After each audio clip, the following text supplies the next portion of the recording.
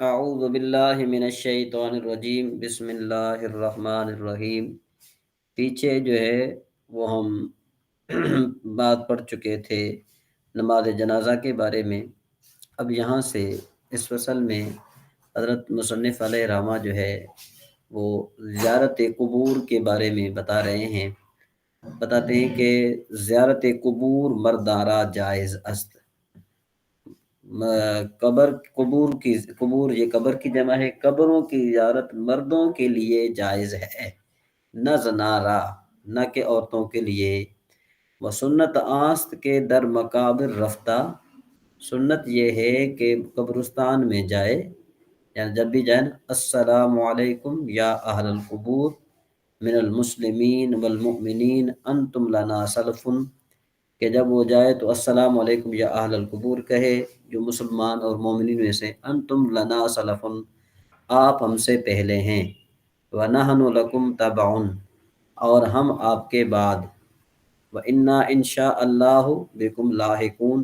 اور ہم آپ کو ملنے والے ہیں۔ یرحم اللہ المستقدمین منا،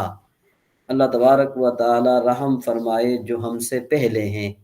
والمستاخرین، اور جو ہم سے بعد میں ہیں۔ اسأل اللہ لنا، میں اللہ تبارک و تعالی سے سوال کرتا ہوں اپنے لیے، تو ہمارے لیے، ولکم، اور تمہارے لیے، اور عاقبت یعنی اچھے عاقبت کی، یغفر اللہ لنا، اللہ تبارک و تعالی ہمیں معاف فرمائے، ولکم، اور آپ کو بھی، ویرحمنا اللہ، اللہ تبارک و تعالی ہمیں ہمارے اوپر رحم فرمائے، وایاکم، اور آپ پر بھی۔ گوید کہے، از امیر المومنین حضرت علی رضی اللہ تعالی عنہ مروی است، از پیغمبر علیہ الصلاۃ والسلام کے ہر کے بر مقابر گزرد، حضرت امیر المومنین حضرت علی کرم اللہ وجہ رضی اللہ تعالی عنہ سے مروی ہے کہ آپ صلی اللہ تعالیٰ علیہ وآلہ وسلم نے فرمایا کہ جو بھی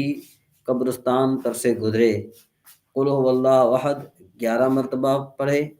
بمردگاں ببخشد، جو فوت شدہ ہیں ان کو بخشے، معاف کے شمار مردگاں اورا ہم ثواب دادا شود،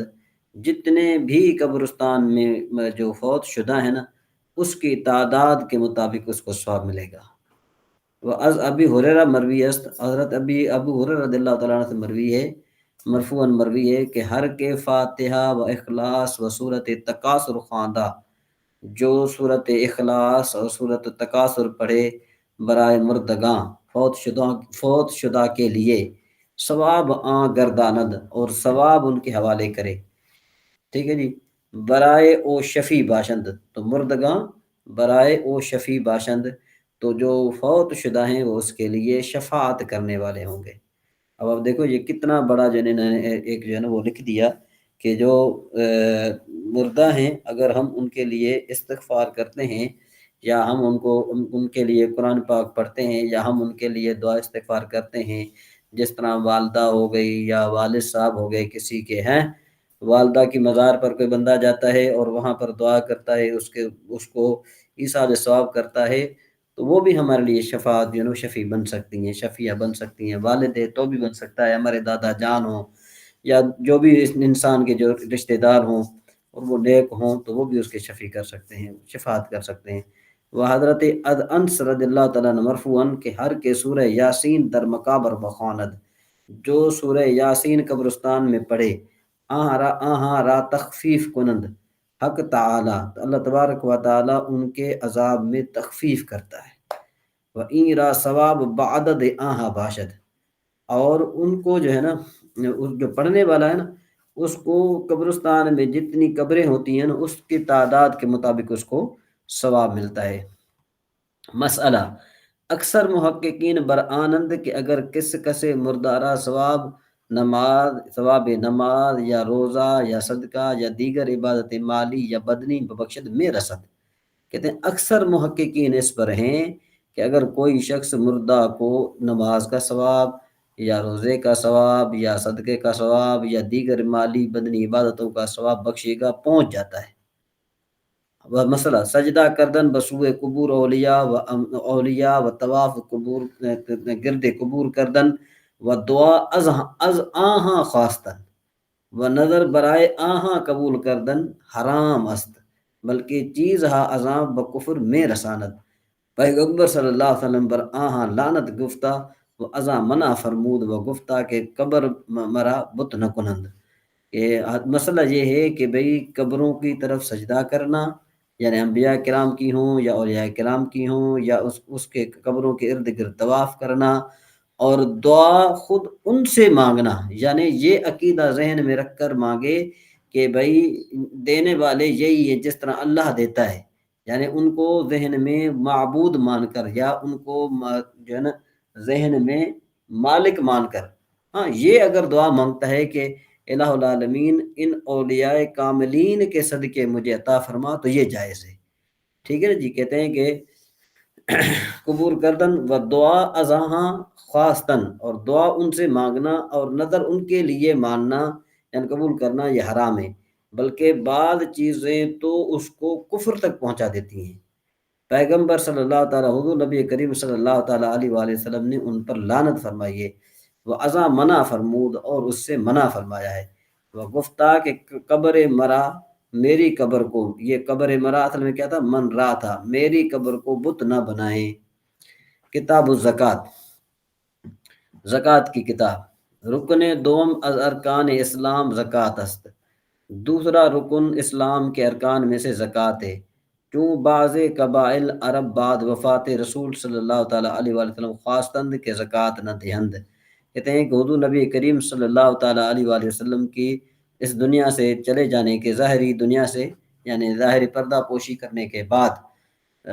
کچھ قبائل نے زکوٰۃ دینے سے انکار کر دیا۔ حضرت ابوبکر صدیق رضی اللہ تعالیٰ عنہ قصد جہاد بآہ فرمود، حضرت ابوبکر صدیق رضی اللہ تعالیٰ عنہ نے ان کے ساتھ جہاد کا ارادہ فرمایا، وبراں اجماع منعقد شد، اور اس پر ان کا اجماع منعقد ہوا کہ منکر وجوب زکوٰۃ کافر است، کافر کے وجوب زکوٰۃ کے وجوب کا منکر کافر ہے، و تارک فاسق، اور اس کا چھوڑنے والا گناہ گار۔ مسئلہ زکوٰۃ واجب است، زکوٰۃ واجب ہے برحول مسلم عاقل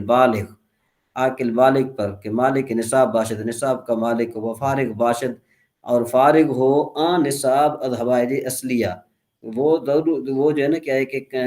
حوائج اصلیہ مطلب رہنا سہنا کھانا پینا اوڑھنا، مطالعے کی کتابیں وغیرہ۔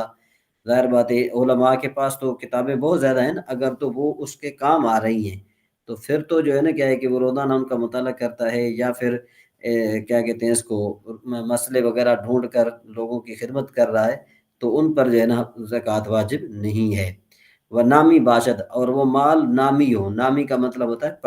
بڑھنے والا، جس طرح آپ نے پڑھا تھا نا منطق میں، جس میں نامی مانے بڑھنے والا جسم، جس میں مطلق مانے مطلق جسم،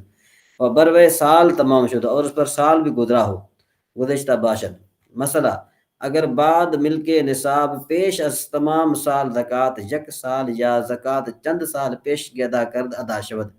کہ اگر کسی آدمی نے مالک نصاب بننے کے بعد اور سال کے پورا ہونے سے پہلے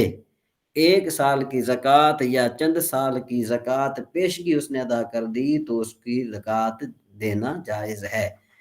اگر مالک یک نصاب، اگر مالک تھا ایک نصاب کا، زکوٰۃ چند نصاب داد، زکوٰۃ اس نے چند نصابوں کی دے دی، اور بعد ادائے زکوٰۃ مذکور مالک چند نصاب شد، کہ بھئی اس زکوٰۃ کی ادائیگی کے بعد وہ ان نصابوں کا مالک ہو گیا جس کی اس نے زکوٰۃ دی تھی، تاہم ادا جائز باشد، تو اس کا زکوٰۃ ادا کرنا جائز ہوگا۔ مسئلہ زکوٰۃ در مال صبی و مجنون واجب نشود، مال جو ہے زکوٰۃ جو ہے وہ بچے کے مال میں اور مجنون کے مال میں واجب نہیں، امام اعظم ابو حنیفہ رحمہ اللہ کے نزدیک۔ ونزد ائمہ ثلاثہ واجب است،